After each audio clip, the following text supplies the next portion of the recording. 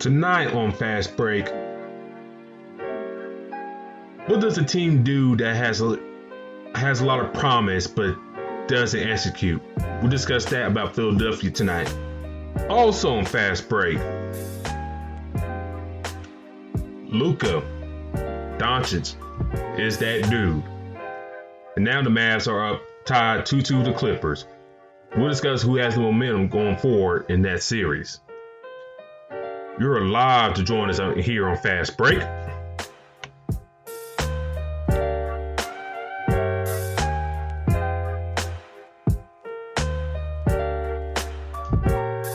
And join us as you shall here on this Sunday evening broadcast.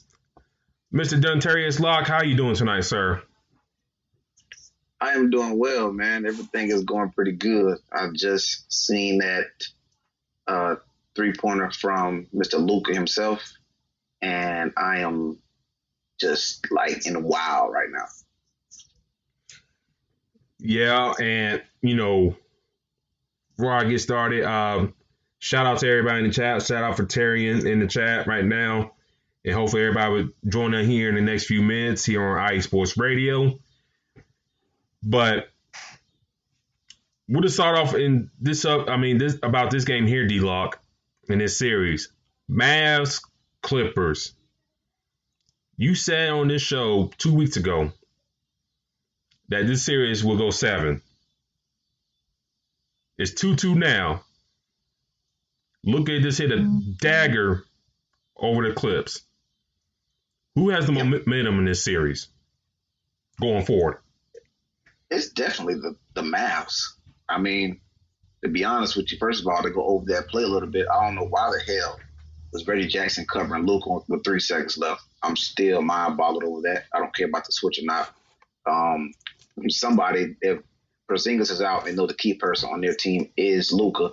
He's getting the inbound ball. They have to, figure that out.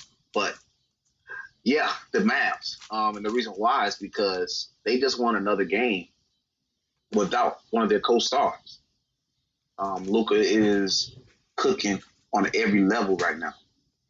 So, fact is, there's no what we remember back in the day of home court advantage. That is not happening right now. These guys are playing back. They're playing back, like playing in your neighborhood kind of basketball right now. That's what it feels like. You're going to the court behind at your own home, and you're just playing the same team back and forth. So for me, it's the Mavs. Paul George right now is being the Paul George that we know in the playoffs ever since he was in Indiana. So the Mavs are cooking. And it's not only just Luka, but it's also the players around him like Seth Curry. Trey Burke is coming alive, looking like a great player right now, playing an important role. They look really good right now. I still have it going to 7. And if it do go to 7, this is not just, the Clippers are going to win and then that'll be it. This is a game. This is a series to watch, and it's actually very exciting to watch as well. I agree with you. It's like, Porzingis was like a late scratch. We discussed this before we got on air. Like, we both played FanDuel. I didn't choose to play for Porzingis today, but you did, and it kind of hurt you in that process. Yeah. But even not having Porzingis there, you mentioned Trey Burke, who I'll talk about him. I'll bring him up later on in this broadcast, but he's been having very excellent bubble. Luka dropping 43 points, 17 rebounds, 13 assists. 18-31 from the field. That's just, deadly. Nasty. Yeah. And then, and then you get your contributions from Tim Hardaway, played pretty well. Decent game from him. Seth Curry has 15 off the bench. Beaumont has 10-7 off the bench. I mean, you can ask for better effort from this team. And, that shot over Reggie Jackson, You got all the momentum in the world, and I'm Right. curious. Where's how this series unfolds. Do the Clippers bounce back? You know, Kawhi Leonard had a very solid day. Lou Williams had a very solid game. But, Paul George, D-Lock, it seemed like I don't know, man. It's just like he's letting like the sound bites get to him. You think so? Yeah, I mean, right now, uh, I can't necessarily say that it is getting to him because this is the Paul George that we've seen before. So it's just like, where is he? I mean, I believe he was 2 for 11 today, Yep. leading and going into overtime. So that doesn't help anything. And right now, Kawhi went over there knowing that he wanted Paul George or somebody to be a piece of the process that they're trying to create the Clippers to win a championship. And Paul George is just missing right now. Now, obviously, this is the reason why basketball is different than football, because if you have one bad game of football, that's it, you're out of the playoffs. But in basketball, to where you can have a bad couple games, you can come back and catch fire and possibly change the momentum of the series. So for me, uh, it could be getting to him. But it's just the fact that this is what we've seen from Paul George in the past. And even if they get past the Mavs, they're going to have to deal with this scenario again. Because, again, what happens is he shows up from time to time and disappears from time to time. And you run into a team like, the Denver Nuggets, or the Lakers. These partial games or show up one game and be missing the next game, that's not going to help anything. That's going to indeed make things worse. So, and like I said, even with that, technically, when you think about it, today was just about Kawhi and Luka kind of going against each other because we didn't see too much from Paul George. Porzingis was out, so I just right now I'm pretty sure that the next game we will see a lot more from Paul George. Lou Williams outscored him and looked much better off the bench. Also, even though we know he's a great sixth man off the bench, but the fact that we didn't see too much of Paul George is just, I'm pretty sure that's bothering to them right now, especially Kawhi.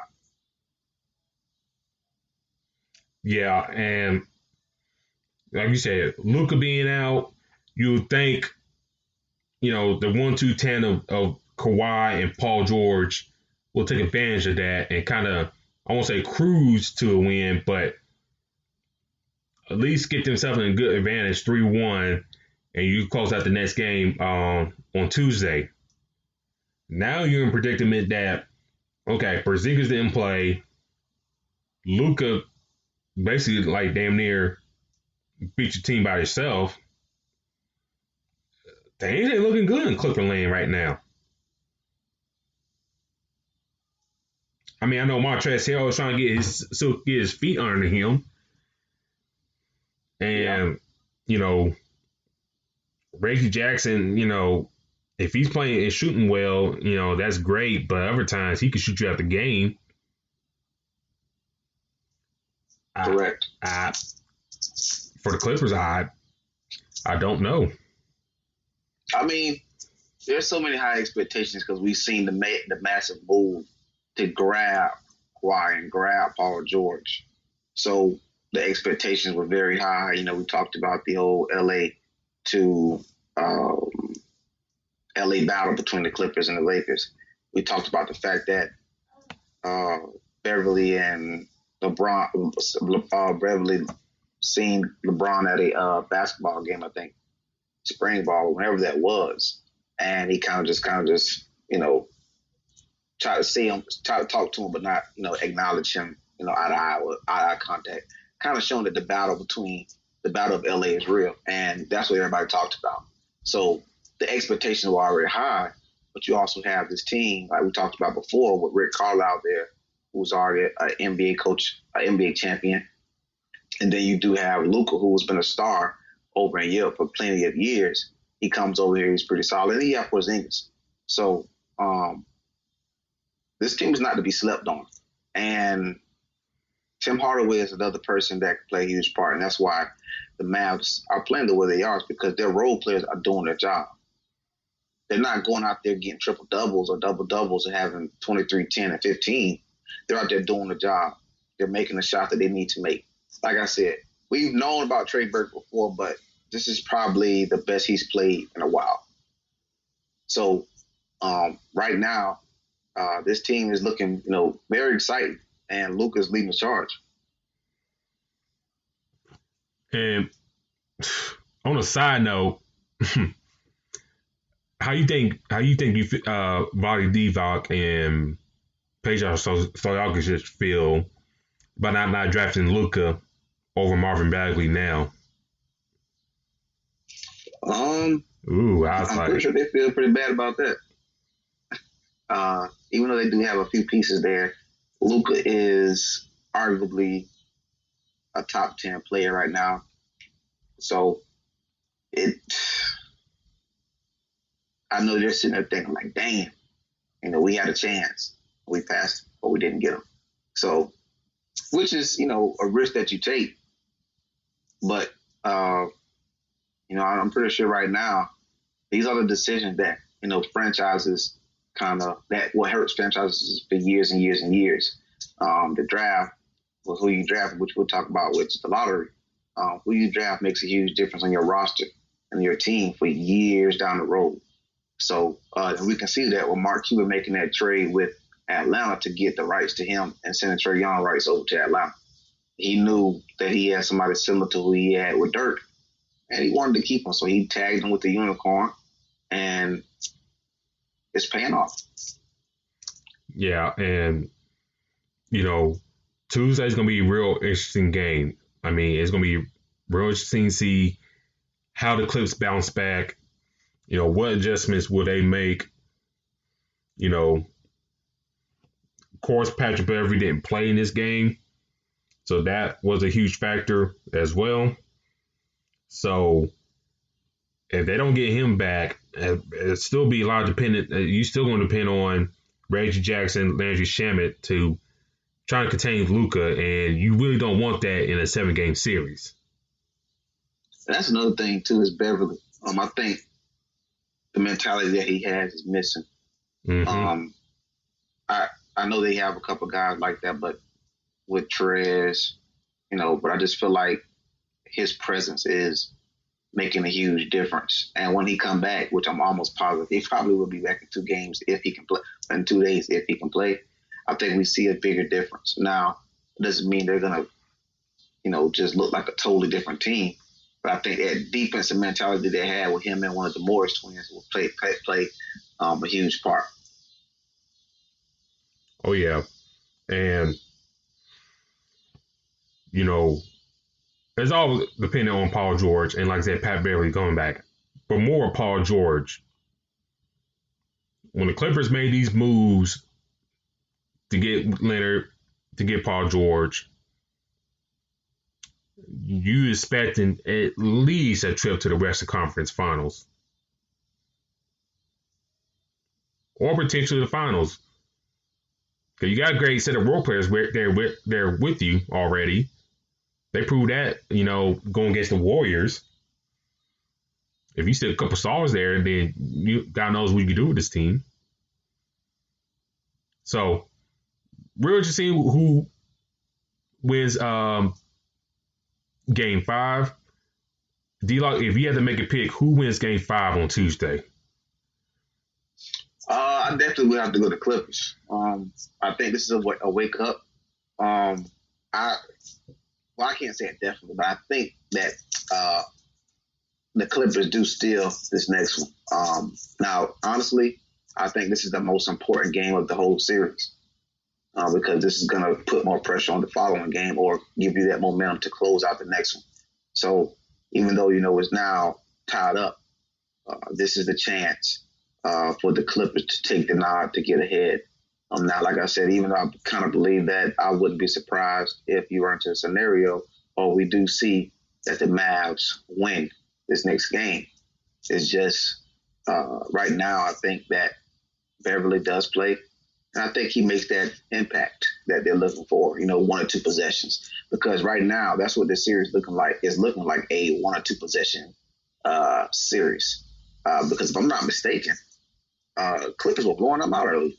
Yep. So that tells you the adversity and how the fight that Luka and these guys have. For them to be getting blown out like that without Porzingis and still come back is a shocker. Or not necessarily a shocker, but needs to be noted. So I think we see another dogfight in these 2 teams the next game. I just think that you get Paul George a little bit more efficient and they squeeze this one out. If I had to choose somebody to win, I'm going with the Clippers as well. I think, there's a mentality with that team that they can't go out like this. There's too much pressure on them. Kawhi, Paul George, and also Doc Rivers as well. Because it's been a little while since he's been back to the finals. And, and this team is on like a D-log. This Clippers team is like on a clock, if you think about it. Yeah, they are. The thing about it is they made all those trades. Yep. Or made that trade with all those picks. And now it's kind of like, okay, well, this is what you put all your eggs in one basket. And, like I said, it was hyped up when we knew what was going on as far as the Battle of LA. And the whole time people were talking about, Clippers and Lakers find each other in the West Conference Finals. That's big expectation. While you had the Mavs on the other side, looking like a team that is just about as talented and their roster is pretty deep. Finney Smith is somebody who's a great role player. You have Tim Hardaway right there, Porzingis, and then you have Seth Curry as well. So this team is built pretty good with a great coach. So the West is deep, and Luka has grown into this player or a better player who looks like he can get to the he can get to the rim. He can score any way that he wants. So the pressure is on. And now the pressure would be a lot, as we can see, the pressure would be a lot more on if this team was in purple and gold. Mm-hmm. Because this was the Lakers, this would not it would be a totally different thing. So, but like I said, I still see Kawhi as one of the better players in the league. I think that this could have been like a brain fart, that last 3 seconds, and they got the win. But I expect them to have a different, mindset or finish to this next one. And we talk about mindsets and stuff like that on this show. We expect like a mentality for these pro athletes to have. And one team that played early today, the Philadelphia 76ers, D-Lock, they got swept out by the Boston Celtics today. They lost to 110 to 106. There's so many questions about Philly after this loss, D-Lock. It's just like, yeah, Embiid had 30 and 10 today, but it seemed like they're in a crossroads.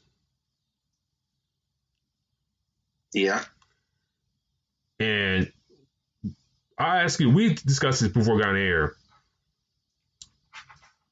What changes do you see happening with this franchise after today's loss? Well, for me, I would really look at the fact that Brett Brown is there, so I probably would have to let him go. That's just me.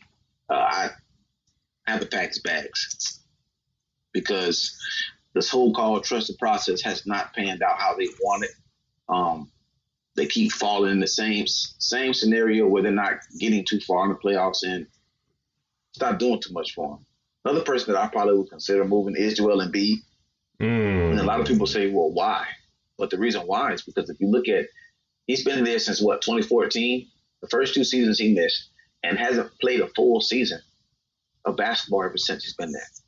So for me, I just, if I was going to, like I said, just start from scratch, obviously bringing a new coach, he's going to want his players. I probably would look into seeing which one of those teams, we'll talk about in the lottery, that got a top pick, to see if they would like Embiid. Because the problem with him is like there's a lot of injury scenarios with him, and you can't have him healthy throughout the regular season. Now, basketball does have a lot of games. It's 82 games. So you can say, well, yeah, it's okay for him to miss this game, that game.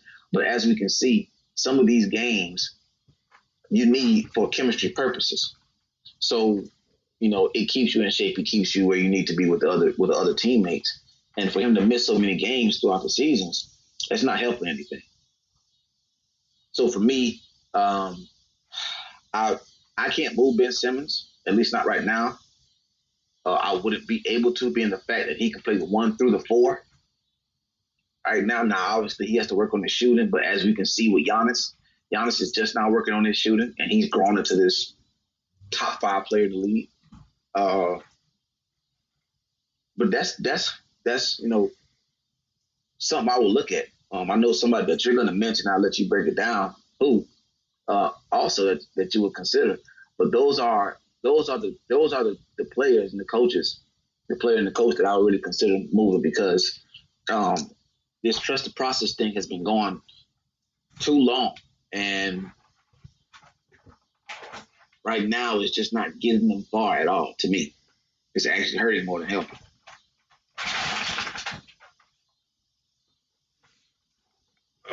Philly. Like, in the course of this series, D-Lock, it seemed like only one player for Philly really kind of stepped up and played, and what you expect your star player to do in Joel Embiid to show up and play. I mentioned this, we talked about this a couple weeks ago. When Ben Simmons went down, they really had no point guard depth behind him. They had Raw Nato. They played him 11 minutes today. But other than that, Shake Milton is no real point guard. Same thing is for Josh Richardson. I know they play Alec Burks 30 minutes, but those guys ain't point guards. And I just looking at this box score. Al Horford probably had his best game in this whole series today. 12 and 10. Tobias Harris, he had a decent game, if you want to consider that. But he's not really moving a needle for you. Nope. So I look at this Philly team, it's like you mentioned, Brett Brown probably be showing the door. He's probably be showing the door. Probably need to get a new voice in there. Another person that may be out the door is one Elton Brand. Yep. Maybe. Let's convince management that, hey, give me another chance. Let me see what I can do with this roster. But if they thinking like, damn, you got Tobias Harris on this long contract. We got Al Horford in this long contract. We can't really move these guys. What can you do? So he may be showing the door. And to the subject of Embiid and Simmons, who I would keep, the way this roster is made up, I would have to keep Embiid. This is the fact that you got to get a guard that got to help score. I know you brought out Giannis and Ben Simmons. Hopefully he can be molded into that type of player. I don't think he can be that type of dude. I don't think he has that mentality like a Giannis. Because Giannis got that mentality to be that, have that dog in it, that mentality to kind of be the best, dunk in your face, outpace you, outrun you, hard to the wall, one side of the court to the other. I don't think Ben Simmons got that mentality in my eyes. You know, Yeah.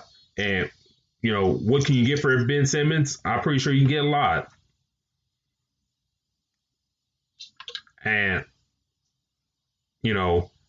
I am curious to see what happens with the team. I mean, sure, you can get a new coach and probably running back again one more year with Simmons and Embiid, but you know, what happens if they falter again? What happens if one of them gets like another injury that'll keep them out and spend time? You got to get to see what you get now. And if I was them, I'll just personally, as a big man lover, I'll keep Embiid. My humble opinion.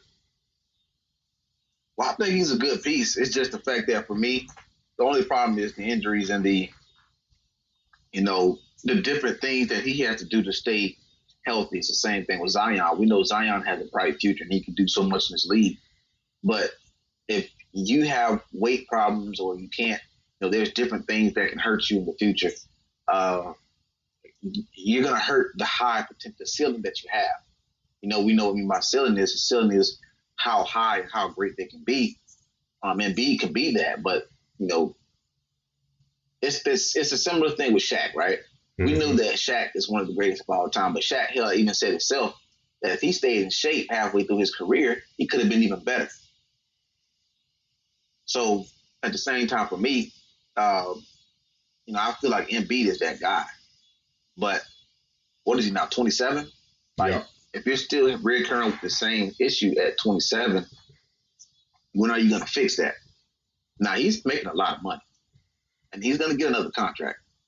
So for me, I would want to keep him, but it's just, we keep running to the similar issues where he's a Nick here, a Nick there. Like, any coach that you hire, they're going to run into the same problem. They're going to run into the same issue. Well, yeah, Embiid's been hurt, so we got to rest him, X, Y, and Z. And it's the same thing. Therefore, that coach is in danger of losing his job as well. And, there could be a scenario that they keep both guys, D-Lock. But look around the rest of this roster. One glaring hole you have is Al Horford. And, if y'all know anything about Al Horford, he don't like playing the five. Ever since he's been in leagues with Atlanta, he hates playing the five. Even though, stat-wise and, I guess depending on the offense, that's how he best fits in the NBA. That's how we saw him flourish, in Atlanta. We saw him do great in Boston. Here he got his chance to be the four-man again with Embiid, but it has not come to with the best results. D-Lock, if you were Philly, would you try to get rid of Horford or maybe trying to run it back another year? Or do you think they can get rid of Horford? Well, first of all, hell yeah, I would try to get rid of him. First of all, there's no reason for him to be there. That's the first thing. But could I get rid of him is the problem. Because let me see if I could look at double check something real quick with him, because I want to make sure I get his contract numbers right, because he's making a lot of money over there with him. What is he? Yeah, 4 year, $109 million. So for me, I don't see anybody taking that contract. I would try, obviously, but I don't think I would be able to find anybody to take that contract. So wanting to get rid of him, yes. Can I get rid of him? I think that's very, very, very, it's a very slim chance. And if you do, you're probably going to have to give up more than you want. But again, it goes with if they bring in a new coach. You bring in a new coach, this guy may say, well, you know what, let's just get rid of him or find a buyout or, try to ship him somewhere or whatever. But, yeah, I'm definitely getting rid of him. And Uh, Tobias got a lot of money. Ben Simmons he got extended already, right? Yeah, I believe so. So yeah, so you got a couple guys. I don't mind. Like I said, the running it back wouldn't be bad, but it's just at this point with Embiid, he has to be very strict on how he treats his body. At some point, as a professional, you have to go up and know that, because he can pout and be disappointed in the results of what happened, in the NBA playoffs. We know his partner was hurt, but at the same time, what are you doing to make sure that you are consistently helping your team with not hurting? So, but yeah, Al Horford, I definitely, dude, he was nuts. You showing up a day late and $1 short in Game 4. He didn't do anything all series. So, hell, they even put him with the second unit at some point. He didn't do anything with them. So, to me, I'd have to pack his bags, him in that contract. But see, what happens is, and this happens with every professional team, and we've seen this multiple times, it's hard for them to say, okay, well, you know what, that was my fault for making that move. Like, swallow that and move on. I don't know if Elton Brand does that. I don't think he says, what, I messed this up and let's try to, get out of this contract or go here, go there. Like, and even if they do, they got to find somebody that's going to take it. And I hope, even though this may be a little bit off, but I hope the Magic don't try to call them for that deal, because they like to do stupid stuff like that. But yeah, Al Horford would have to. I'd have to get rid of him. It's just business. You're not doing anything. You're trying to follow the money. You got a lot of free agents coming up, and make moves there. You brought up like the second unit thing, and I thought about that as well. Like, okay, if we keep you, we're gonna have you be our 5-man off the bench. But like you mentioned, like, damn, you ain't really producing doing that as well with us. So I don't know. It's going to be really interesting what they do. We know contracts can get rid of in the NBA. Granted, yeah, it'll be a little tough, but we've seen it happen before. Yeah. I just don't. Like I said, it depends. If Elton Brand stays, what happens from there? If ownership decides, hey, we're gonna get a new front office and let them decide what to do, we'll see. But we've been at this Philly thing for a good few years now. So time will tell here in the next few days what's going to happen within this organization. And right now, checking the score, D-Log, it seems like the Raptors are starting to pump it full on the Nets, 107-83 at the end of the third, or closing out the end of the third. Boston, Toronto, what do you think how that series is going to go? I think that'll be an interesting one. Kemba has come alive past couple games. Yep. Especially with Gordon Hayward out. So he's been playing very well. It's going to be interesting to see what happens with Marc Gasol playing against Boston. As we can see, bigs do eat against Boston. So do Serge Ibaka keep playing as well as he is? Or do Marc Gasol actually start to come into playoff Marc Gasol, as they say? But Jason Tatum's going to be Jason Tatum.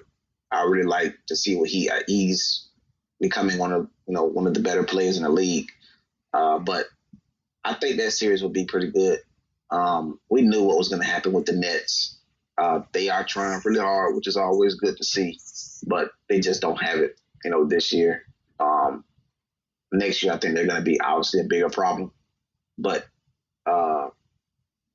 Boston and Toronto, that I probably would have to trust Toronto in that one. just because I know that they've been here and can make a lot of damage. So, but that series would be one I would watch a lot more than I would watch Brooklyn and Toronto.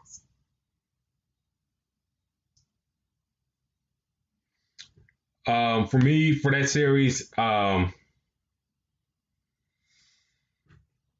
going to be an interesting thing that you got the young guard in like Boston with Tatum and Jaylen Brown. Guess like the old veteran crew who like a lot of those guys on Toronto on their last year of their contracts. Serge Ibaka, Marc Gasol, Kyle Lowry, and Fred VanVleet as well. So those guys on the last year of their deals, and if a Toronto don't win that series, then what Masai Ujiri is going to do with that roster with Siakam as your focal point, right? And what do you do from there? Like I said, Gasol right now, I mean, he just has. I'm looking at right now. 9 points, 5 assists, 4 rebounds. You mentioned about Boston's bigs. Cantor. Robert Williams. Robbie Williams. What's his name? Daniel Thesis. Daniel Thesis. Yeah, Theis, yeah. Guys that when they do damage to you, they do damage to you. They sneak up on you, but other times they can be very dormant. So if you're Toronto, you got to take advantage of that size advantage you have. And not only that's like Gasol and Ibaka. Sometimes, what's that one dude's name? Chris Boucher as well. Yeah. When he comes in the game, he plays pretty well. So if you're Toronto, you got to take advantage of that size over Boston. But if I had to choose a winner in that series, give me Boston in 6. Boston in 6? Give me Boston in 6. I think the young dude's gonna do it. I think, for this Toronto crew, I think the youth may, override on Toronto. My thing I'm glad you brought this person up. Kemba Walker. He's got to come out clicking in this series. If he's clicking on cylinders, going along with Jason Tatum, Jaylen Brown, and Marcus Smart, played pretty decent a game 2 here. I think they can win in 6. That's tough for me. I don't know how to go against Toronto right now. I get what you're saying though, because like they look like they're hard to game plan against. You know what I'm saying? Like They got so many shooters and anybody can go off. So I totally get that. It's just that's gonna be a good series to watch. I think that series goes to 7, because you have dominant players on both sides. So you do have Tatum on one side who can go off at any moment, as we've seen, and Siakam who can fire back at any point. I think the key matchup is going to be between Kyle Lowry and Kemba Walker. I think VanVleet is already playing well. I do think that we do see a lot of Marcus Smart in that series. I think his defensive presence is going to be important, just like Patrick Beverley's presence is important for the Clippers. So he's going to be a very huge piece. Both of these teams, do have great defense. We haven't seen too much of Daniel Theis this past series because he stayed in foul trouble against Joel Embiid, which any center will. So I think we see a lot more of him. And, Serge Ibaka is going to play a part as well. So that series is going to be very interesting. Now, obviously, one missing piece for the Raptors from last year, obviously, is Kawhi. I think he was the GOAT. I think he was the X factor for them. So we will see a difference in that. And that's the only reason, by the way, congrats to Nick Nurse for being coach of the year. I see this team as being a great regular season team,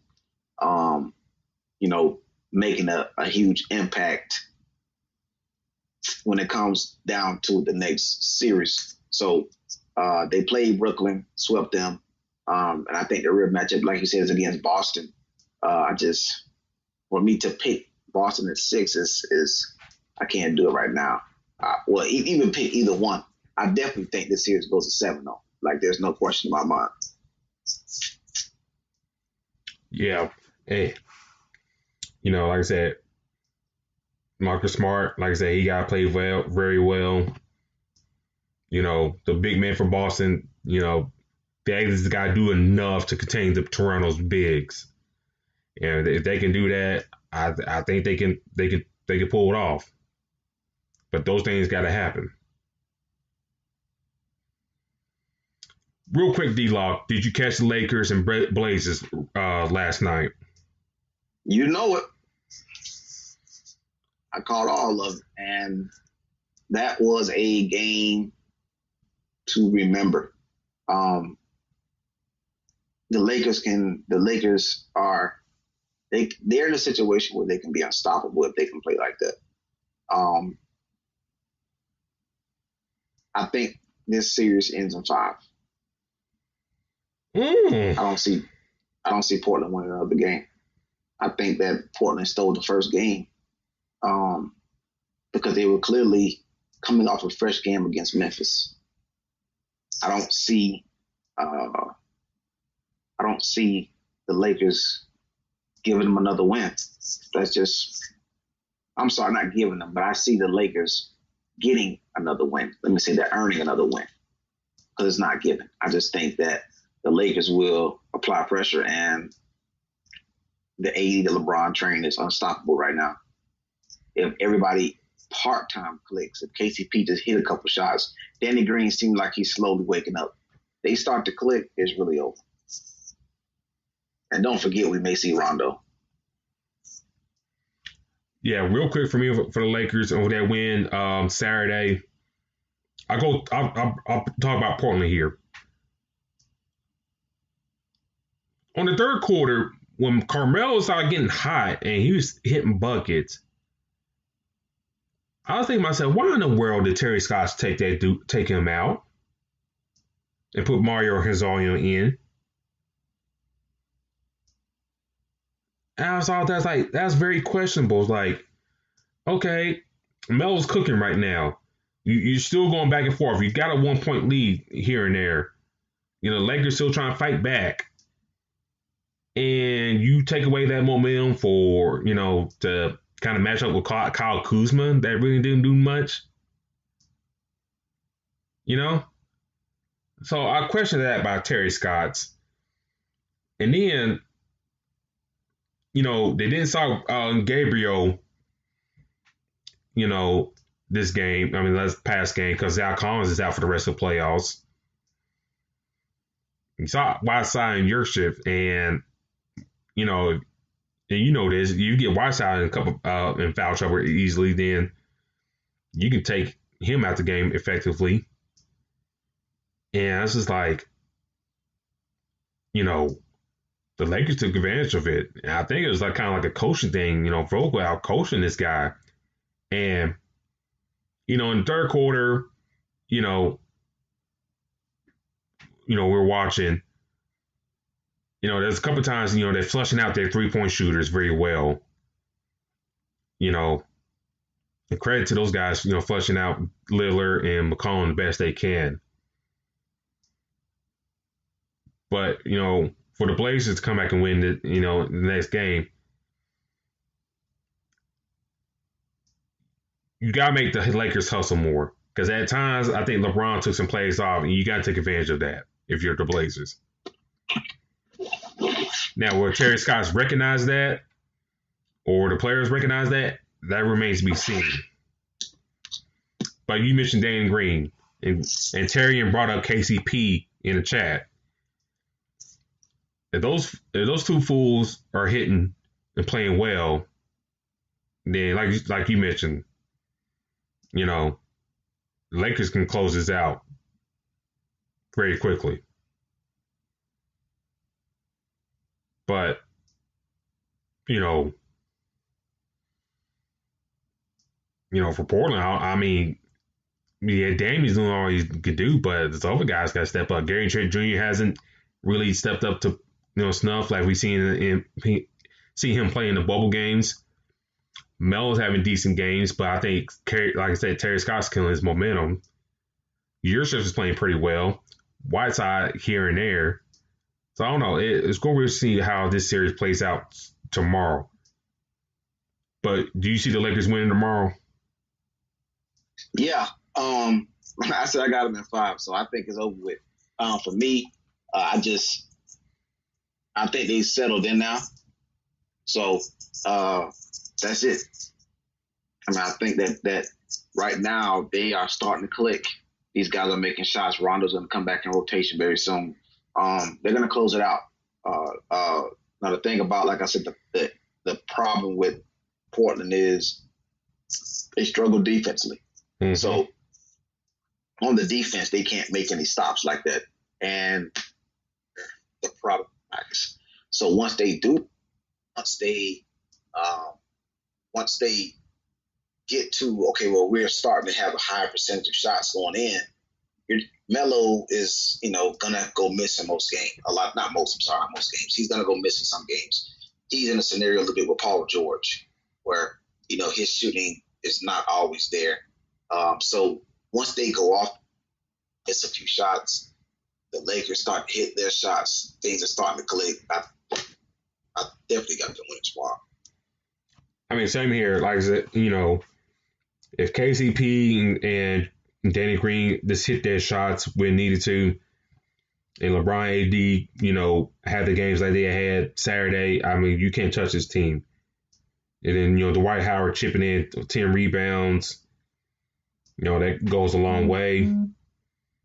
So, or if Rondo comes back, he'll eat into like Alex Caruso minutes, but it gives you another guard, a defensive-minded guard against Damian Lillard and CJ McCollum, in my eyes. But D-Lock, did you check out the draft lottery? Yep. And the Knicks are officially still cursed. Yes, the Knicks. The Knicks. All that all that losing for nothing. And, I won't say they curse. This is like bad management. And, when we take a look at this draft lottery results, ladies and gentlemen, the Timberwolves get the number 1 overall pick, followed by the Golden State Warriors. Just starting off those first 2 picks, D-Lock, does Minnesota stay that top pick, or do you see them potentially moving it and trying to get a veteran piece?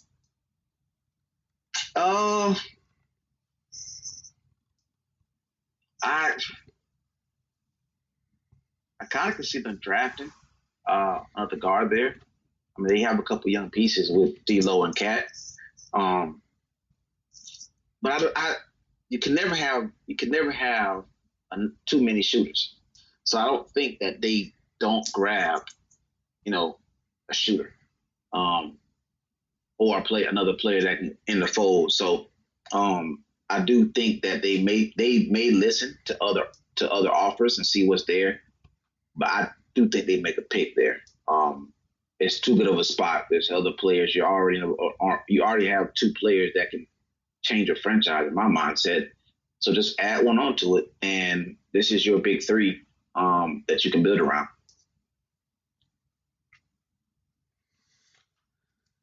And, if Minnesota decides to stay in that first pick, you really don't have a consensus number 1 overall pick. You don't got like a Zion or Karl Anthony Towns,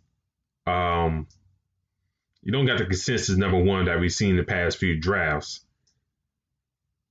This year, you got LaMelo Ball. And let me just say this. Forget, for everybody, worry about LeVar Ball. Take LeVar out the situation. Just focus on the kid here. Yes. When the Ball brothers were coming up, when Lonzo got committed to UCLA, the plan in place was, bring in Lonzo, you bring in the middle one who kind of messed up everything at UCLA when he got caught boosted in China. That was stupid. And then you got the youngest sibling, in which that was I'm saying Lonzo wasn't a big price. He was. But getting that youngest sibling to UCLA with Steve Alford, that was the big prize because everybody kind of thought about it. If this kid kind of put everything all together, he could be legit. Take his daddy out of the equation. Just think solely basketball here, people.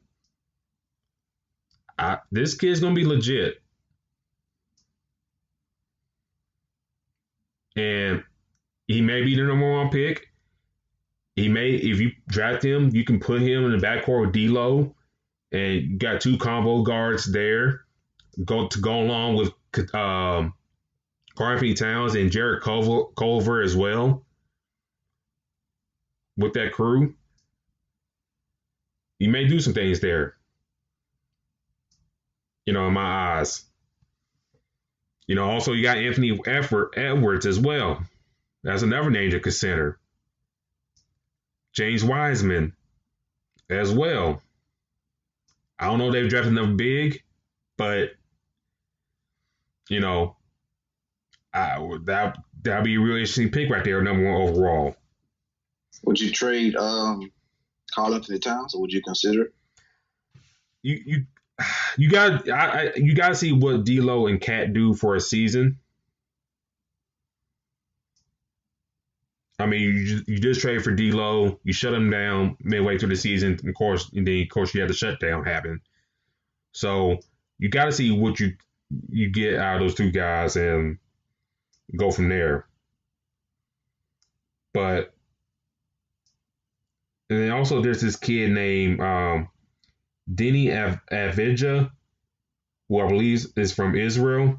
He's been in mock drafts and around the top 10 for a good few months. That's another name to consider. So you look like those your top four players right there. You can throw in the kid from Dayton as well, the Obi. I forgot his name. Obi, I forgot his name, but y'all know what I'm talking about. So a lot of names to consider there. D-Lock, what do you see with Golden State doing the number two pick? I think that this is going to be very bold for me to say this, but I think that's what Joel Embiid lands. I think that they try to go get them a big, and I don't think they try to go get them a big. I think that Philly gets to know the coach, and that's a person that gets shipped over to Golden State for that pick. I think a lot of people are interested in that pick. So I think that somebody trades for that. I don't think they pick right there. I kind of think they either trade down or they trade for another player to make a run, at because the West is already deep right now. So, tagging another big man there would be perfect. But why draft one right there when clearly other teams would want him? You already got all the superstars on the team with Klay Thompson, Draymond, and Steph. Add Joel Embiid. But I do think they trade down. That's bold. Because you won't agree, if you're Golden State, if you want a big, if you could get Joel Embiid, you can get him. Get him with that second round pick, but you won't grab a James Wiseman and kind of mold him to be your future, centerpiece. You can, but the only problem with that is, how old is Steph right now? 30? 32, I think. 32? Yeah, so him, Klay Thompson is probably 28, 29. So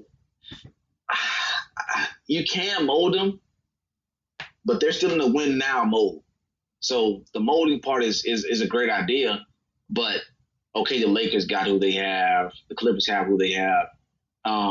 We can't forget, the Warriors still have the Splash Brothers. So I think molding him would take away the championships that they can possibly chase with the guys in their prime right now. That's just what I think. If I'm looking at it at a win now mode, yeah, you do have championships with Steph and Clay, but hell, there's no such thing as enough championships. So at this moment, you see Joel Embiid as one of the more dominant players. I think you bring him over there and talk to him about, the weight situation or staying in great shape. You tag him with those guys, dude, they're going to get so many putbacks, it'll be ridiculous. So Wiseman, he's going to be a great player, but you already know what you have in Embiid right now. True. What he's going to demand. So if it was me, I probably would take that risk.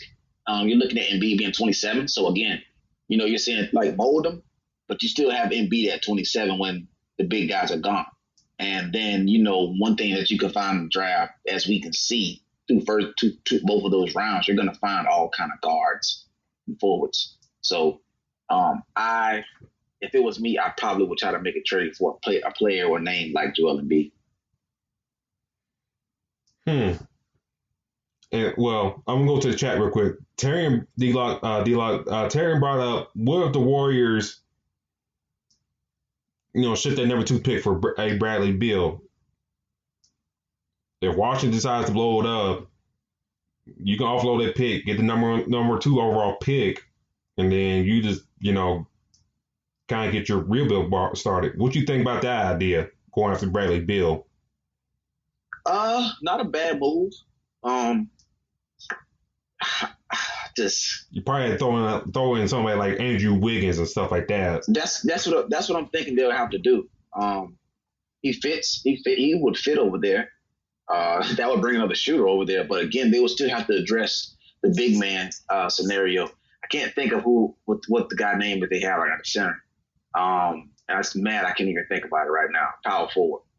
His name started with M. Golden State. Talking about Marquise Chris. Yes, yeah. I can't believe it. That was my mind was blank for a minute. He's playing a huge part there, but I think Embiid is a bigger upgrade. Bringing in Bradley Beal, yes, he would join them as that splash combination that they have. They would try to fill it up to where it was kind of matching what they had with Durant, but if we're being real, Durant and Bradley Beal are two totally different players.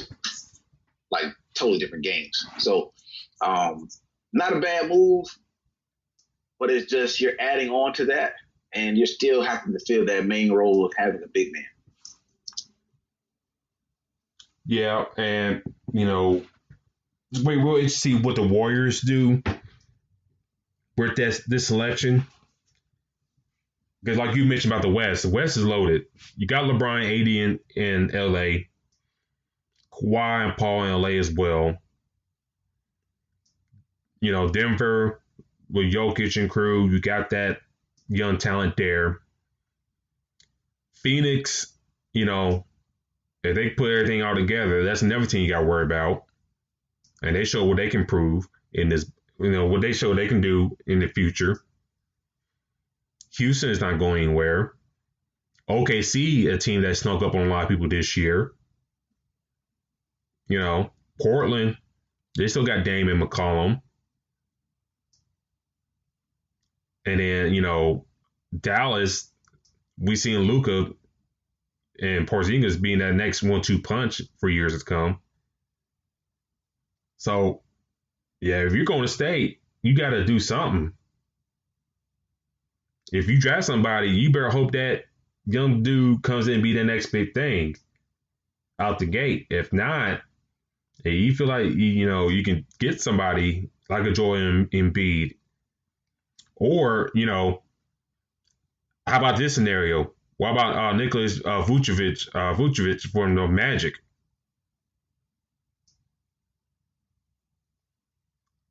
Yeah, that's not bad. That'd be a good move. He's already under contract, so that's the thing. And right now, the Warriors, even though they have that high pick, they have all their pieces there still. So what happens is they can use that pick to go grab another star player, which is what I think they do. Yeah, and we move forward to the number 3 pick, Charlotte Hornets. Real quickly, this is a team that has really blanked their lottery choices the past few years. From Kid Gilchrist to Frank Kaminsky, Malik Monk. I don't know. I don't know where he is yet. Who else? Tyler Zeller. Do Charlotte? I mean, you think they would have to hit a home run this pick, right, D-Lock? Yeah. I mean, the thing about it is, Jordan just came out with this huge documentary, how great of a player he is. He has to do the same thing with being in the front office and helping this team win. And this is a chance for them to make a huge splash somewhere. So this pick, I think, is going to be a big deal for them. They have a few pieces, but you're drafting high. So look for that player and make a difference. I mean, again, the thing that pissed me off about the Magic is we made a couple moves of these players, and there's players that are getting drafted lower that are making helping these franchises. We're talking about right now the fact that Luka is making a huge move for Dallas, and people are like, well, damn, who won the trade between Houston and Dallas? I'm sorry, not Houston, Atlanta and Dallas with Trae Young and Luka. So these pieces are huge. These trades and these draft picks are huge, and Charlotte needs to make the right decision this way. Yeah, hopefully, Mitch Kupchak, and I want to call him Mitch Cupcake. That's what the name we gave him out in LA. But if he and Jordan can make the right decision and kind of mold the right guy, hopefully they'll turn that fortunes around for Charlotte, because you can't continue blanking in the draft lottery. You got to hit on somebody, in this draft. Chicago. Yeah, you got to hit on somebody, and you can't go back and forth and continue to not hit. That doesn't help anything at all. Oh no, it doesn't. And then Chicago, they're the number 4 pick. They're in a real interesting spot, D-Lock. Surprisingly, ownership fired Jim Boland the other day. Last week we discussed that a little bit. They got new front office, so they get a top 5 pick. They got an interesting roster. They got Kobe White, point guard. They got Zach LaVine, who's really come to his own. My issue with them is the front court. Wendell Carter, Laurie Markkinen. You got Thaddeus Young, who you're paying a lot of money to. I think they go wing player. And, the Denny Abadi dude I brought up from Israel, who's like 6'9", 6'10". If the Cards play right and they get him, I think that'd be a good look for them. Yeah, I mean, they need somebody like that. He can be the next Luka, to be honest, is what we're saying right now. So you have to make, again, we talked about these pieces stick with you for years and years and years. So he could be the person that changed that franchise. Yeah, and go along with Kobe White, Chris Dunn, who's starting to become one of the better defensive players in the league. So, whoever the coach becomes for Chicago, who I hope is not a retread coach, I think they could do things with that roster. But whoever that coach may be, and whoever you draft, you got to figure out that big man situation, because those guys ain't played the full season, and time will tell, if they can be those type of players. And lastly, the Cleveland Cavaliers, they got like 2 combo guards in Sexton and Garland. They got Kevin Love there still. Do you see them trading Kevin Love and trying to get some more additional draft pick capital? In my eyes, because I can't see them keeping Kevin Love for another year if they're going to still be in this situation. I actually do see them maybe possibly looking at a trade, but the thing is, who's going to take that? I mean, that's the scenario that they're in. Who's going to take that trade? Kevin Love is a totally different player he was when he was there with LeBron James. So for me, for a team to make that move, are you just collecting veterans? Like, what is the plan for you to grab him? So I don't know. It'd be very interesting. But again, like we talked about before, I don't know how the hell they keep doing this. But the Cavs always find a way to get a top pick. The lottery is like favored them for years and years and years. So, but it's going to be interesting to see if they move Kevin Love and what other bets they are looking at. If I'm Cleveland, if I'm starting new, if I find a way to get Kevin Love, I mentioned this team up earlier and their cap situation coming to the offseason. Toronto. Marc Gasol is having a lot of money off the books. Kyle Lowry is having a lot of money off the books. Serge Ibaka, Fred VanVleet. If I'm Cleveland, I call him Toronto. I say, hey, Gasol, y'all may not keep him. Ibaka, y'all may keep him. He might ask for a lot. Kevin Love here, nice couple years in his contract. Go pair him with Siakam.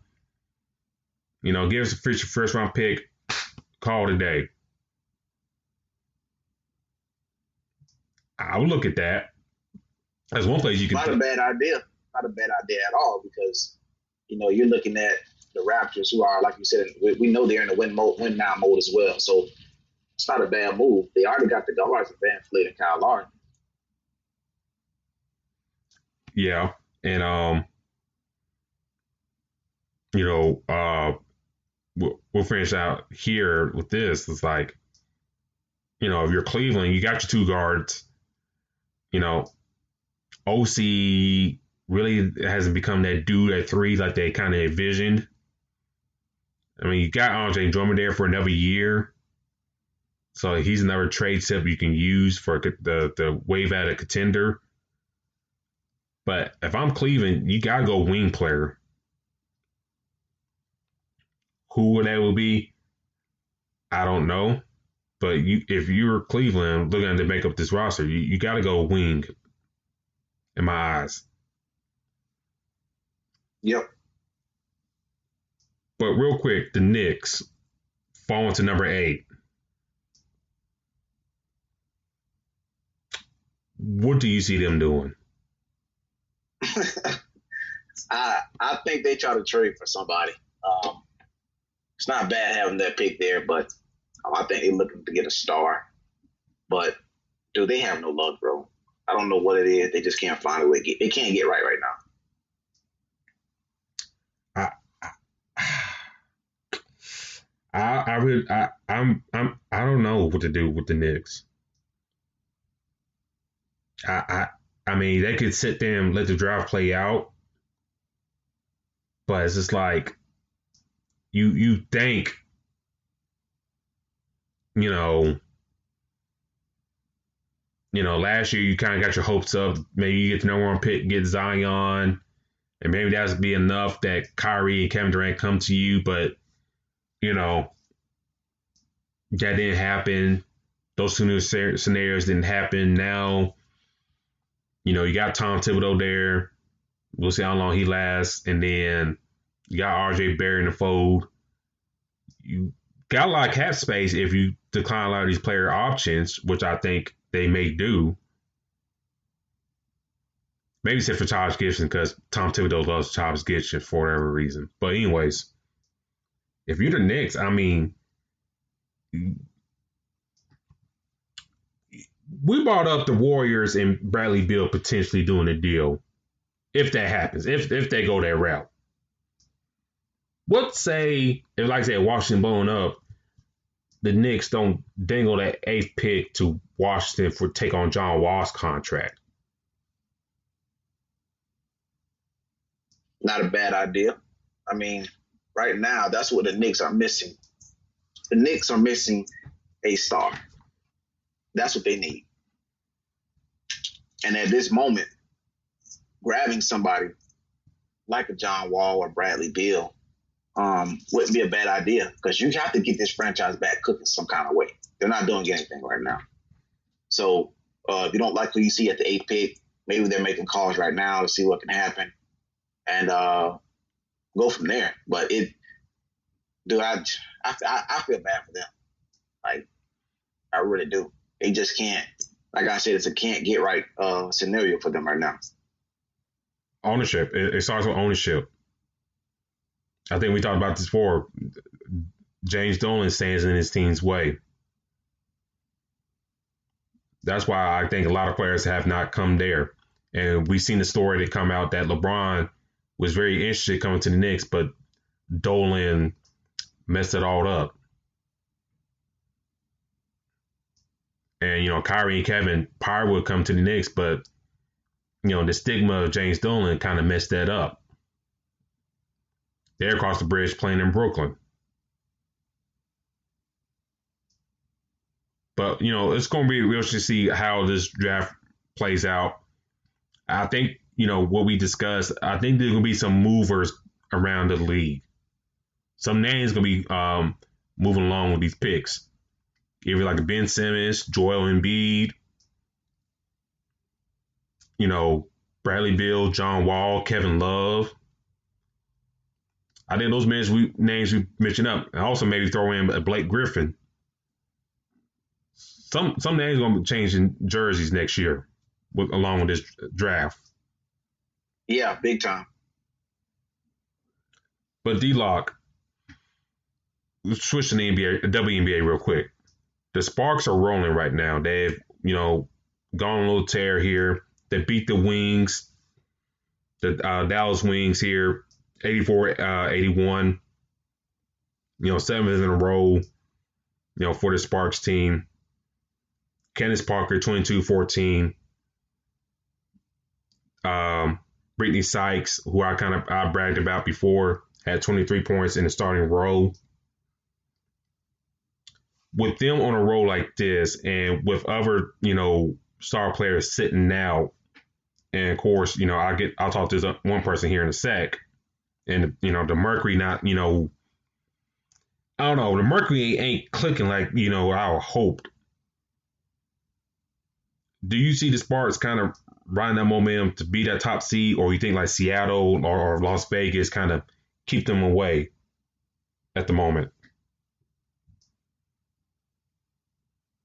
Well, I see it like as far as the top seed being very important. And the crazy part about it is, it's good to have that top seed, but with having that top seed, teams are coming for you. So these other teams are going to push for it. They're going to come. And the thing about it is, if they are ready for it, I think things will go well. But teams are coming for it, man. And that's just how, sports go. That's why we love sports so much is, there's an underdog and there's the one that is at the top dog and underdog. And the top dog is being chased by everybody. So I expect for them to try to hold on and to do it, but don't think it'll be easy. And Terry is bringing up in the chat that the Mercury aren't bad, but they're not on the level of the Sparks, Aces, or Storm. I'll say this about the Mercury and the history of the WNBA. When you get these star players to come together, D-Lock, and we've seen it in the past. I mean, these Olympians, star college players. When these ladies team up in the WNBA, you expect, I don't say dominance, really. My humble opinion. You're not supposed to be 6'7" with Skylar Diggins-Smith, Brittany Griner, and Diana Taurasi. Even at her old age, old age, you can't have that. That's no excuse, in my eyes. In my humble opinion. If you got those three type of players, D-Lock, you got to come out winning. You got a nice big down low. You got two guards that can score and shoot and create for other players. There's no excuse for them to be 6'7". My eyes. This is me. You know, that's how I see the Mercury. I don't know about you, but just going by the Houston WNBA. We seen that with the Houston Comets team, the Sparks. With Lisa Leslie, and they pair her with a couple superstars. We see it with Seattle with Lauren Jackson back in the day. Sue Bird. We just seen it. Going back to those the New York Liberty teams back then with Spoon and Rebecca Lobo and crew. Yeah. If you got those stars right there, you got to take advantage of that. Well, you do have them. That's their job. And the WNBA is a little different than the NBA because I would say there are a lot less stars in the WNBA than there is in the NBA. So when you do have these combinations, they definitely have to take advantage of what is presented to them. And I think that we may possibly be seeing that. Yeah, I definitely agree with you there. And then, never news and tidbits on the WNBA, the New York Liberty star, for number one overall pick, Sabrina, let me make sure I get her last name right. Lucino. I always butcher her name. But anyways, she won't require surgery on her left ankle, but I'm pretty sure they probably sit out for the rest of the season. But good news for them, and I guess for her, that, hey, she ain't gonna have no surgery. And, we know about ankle issues with these players, i.e. Steph Curry, that it could be bothersome for a while. But, good news on that front that she don't need surgery, and next year, I think, God willing, nothing happens to her, then I think we can see the player that we envision, we seen her play this first few games in the bubble. But, ladies and gentlemen, thank you for tuning in tonight. This has been another episode of Fast Break here on IE Sports Radio. We will be back here next Sunday discussing more of the playoffs and more of the WNBA, and they kind of getting close to their playoff scenarios as well. D-Lock, how can the people find you on social media? Well, you guys definitely can find me at Black-813. That's my Twitter. And that's my Instagram. You definitely check me out there. We talk about different things regarding sports. Also, my YouTube channel is Dentarius Davidson, which is my first and last name, which you will see on my Instagram and my Twitter. Let them know where they can find you in the Crooks Process. You can find the Crooks Process pages on Facebook and Instagram. So please give a like and follow on there. Also, you can find me on Twitter on Spawn4288. Also, please do follow us on Fast Break as well. You'll just get a lot of updates on the show and, chat along with us when we talk, discuss these games. I'm looking now, I think in Toronto has, finally put, the Brooklyn Nets away. So they move on to the next round. We discussed earlier, I think Brooklyn they'll be looking very different next year with Kyrie and Kevin in the fold. And, tonight here, going on right now, the Nuggets and Jazz, Utah's up 2-1. Can Denver, bounce back, or do Utah take another 3-1 lead? So that'd be real interesting to watch here tonight as well. But thank you for tuning in, ladies and gentlemen. This has been another episode of Fast Break, presented here by IE Sports Radio, your direct feed for all sports. But until next Sunday, ladies and gentlemen, we'll talk to y'all later. We're out. Howdy.